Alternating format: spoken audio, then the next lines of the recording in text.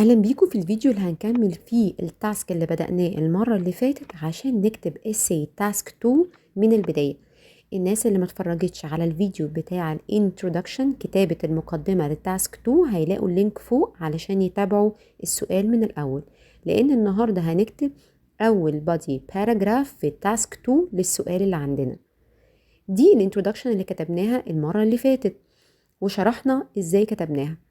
الخطوة اللي هنعملها دلوقتي ان احنا نكتب البادي باراجراف الاول اللي هو بيتكون من كام جملة؟ بيتكون من 4 جمل، وده شرحناه في تكوين تاسك 2 باراجراف في الفيديو اللي هتلاقوه برضو موجود فوق. كان عندنا 4 جمل في تاسك 2 بادي باراجراف. المفروض ان البادي باراجراف ده هيتكلم على الفكرة الاولى اللي موجودة في الانترودكشن. انا عندي فكرتين في الانترودكشن. الفكرة الاولى هي السبب الاولاني انا ليه موافق او رافض، والتاني السبب اللي انا موافقة او رافض عليه. اول حاجة انا هنا موافقة جدا ان الطلبة ما يحددوش المجال اللي هم هيدخلوا فيه اذا كان اكاديميك او هيروحوا يشتغلوا اي حرفة، لاني شايفة ان هم ما عندهمش، مش ناضجين كفاية ياخدوا قرار زي ده، وكمان لان خبرة الاهل مطلوبة جدا في قرارات مهمة زي دي. اول بادي باراجراف هنناقش الفكرة الاولى اللي هي هم مش ناضجين كفاية، واحنا كاتبينها اهي because learners at this age are not mature enough. مش ناضجين كفاية to make such a critical decision. هروح أكتب أول جملة معايا. أول جملة في البادي باراجراف بتكون جملة التوبيك، يعني مجرد بعمل stating للبوينت اللي أنا بقول للإكزامينر إن اللي أنا هتكلم عليها في البادي باراجراف، يعني المين بوينت بتاعت البادي باراجراف ده. دي الجملة الأولى. to begin with طبعا لازم استخدم starter أو linking words عشان أحقق الكوهيجن. to start with most teenagers behave impulsively. بيتصرفوا بتهور which can negatively affect decisions related to their educational path. ممكن بتهورهم ياخدوا قرارات تأثر سلبي جدا على مسار التعليم بتاعهم. انا ما عملتش حاجة غير ان انا عدت الريزن اللي انا قلته في الانترودكشن ان هم مش ناضجين كفاية، بس قلت البوينت بشكل مختلف. والبارافريزنج هنا مهم جدا جدا لما بعيد الفكرة اللي انا بدأتها في الاول. دلوقتي ايه المفروض اكتبه؟ الجملة التانية بتكون explanation للفكرة اللي انا كتبتها. فانا دلوقتي هروح اشرح الفكرة دي، يعني ايه هم مش ناضجين كفاية. هكتب الجملة دي In other words, adolescents are at an age where they don't fully consider the consequences of their actions because of the biological growth of this period. الناس المراهقين دول هم دلوقتي في السن don't fully consider the consequences، مش مقدرين العواقب قوي بتاعة الاكشنز بتاعتهم. عشان ايه؟ عشان ما انا لازم اتكلم بشكل منطقي، عشان النمو اللي خاص بالفترة اللي هم فيها بتاعة المراهقة. تمام؟ انا هنا عملت ايه؟ انا شرحت الفكرة الاولى اللي انا عملتها as a point. يبقى انا عملت اول حاجة stating للبوينت، شرحت الفكرة. تالت ستيج ايه؟ تالت جملة مفروض اكتبها اللي هي جملة الاكزامبل. ادي اكزامبل للاكزامينر علشان اكد له ان انا فاهم انا بقول ايه، وكمان بالدليل، وعندي اكزامبل قوي جدا على اللي انا بقوله.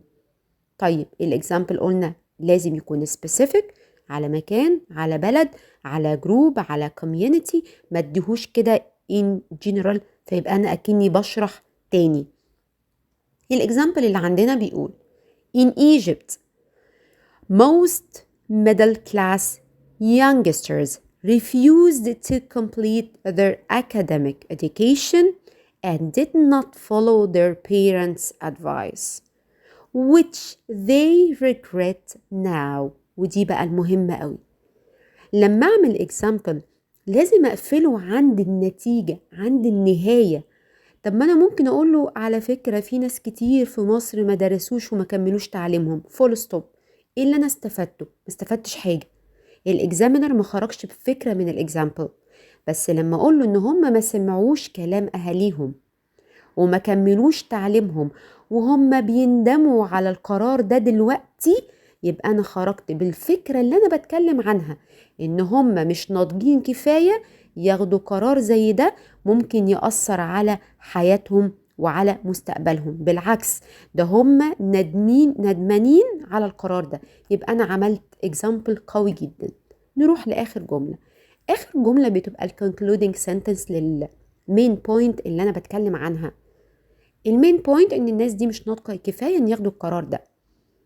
بعمل الفكره، بعمل ريستيتنج ليها من غير ما اضيف اي فكره جديده ولا من غير ما احط ريزن جديد، بس بعمل ريستيتنج للفكره.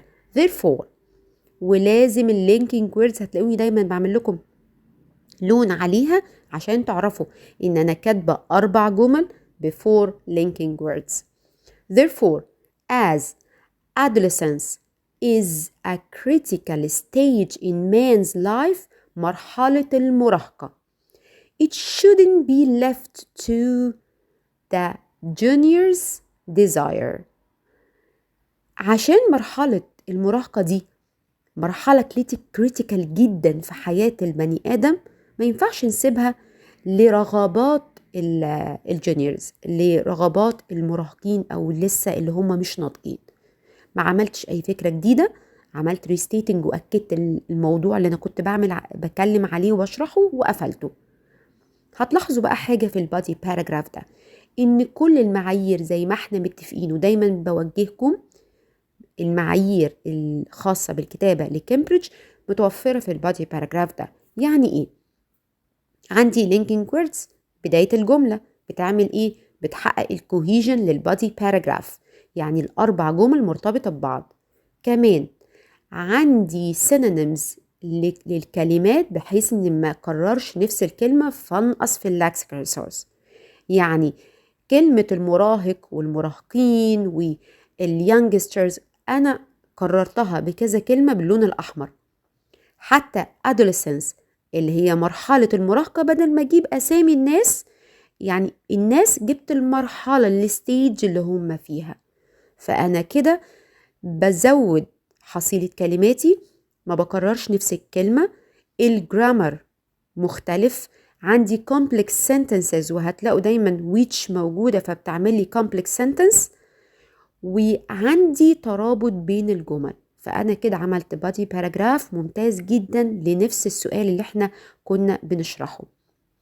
دلوقتي عملنا introduction و body paragraph 1. body paragraph 2 هيكون على ايه؟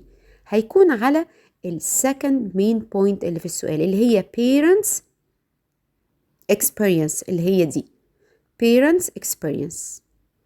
مين هيكتب البادي باراجراف ده زي ما احنا كتبناه؟ انتوا جربوا وابتدوا، لازم تاخدوا الخطوة وتكتبوا. اكتبوا وابعتولي في الكومنتس، واكتبوا الباراجرافز اللي انتوا عملتوها وهنصححها لكم وهنديكم رأينا فيها. بس لازم تكتبوا، ومهم جدا وانتوا بتكتبوا تبقى عارف ان انت بتحقق الكرايتيريا بتاعت كامبريدج الخاصة بالكتابة. احنا كده خلصنا السؤال ده. ان شاء الله استنوا الفيديوهات جاية في اسئلة جديدة، تاسك 1 وتاسك 2، وكمان سبيكينج واسئلة واجابات. بالتوفيق، وما تنسوش تشتركوا في القناة علشان دايما نذاكر الايلتس، وتابعوني.